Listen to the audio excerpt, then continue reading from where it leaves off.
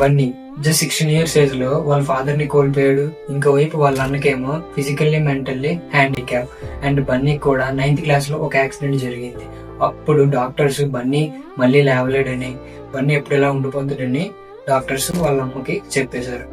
Bunny operation కి 8 lakhs ఖర్చు అవుతుందని వాళ్ళ అమ్మకి చెప్పేసరికి అప్పట్లో వాళ్ళ అమ్మ చాలా స్ట్రగుల్స్ తో బన్నీ ఆపరేషన్ చేసింది. స్కూల్ కి దూరం అయ్యాడు, ఫ్రెండ్స్ కి దూరం అయ్యాడు.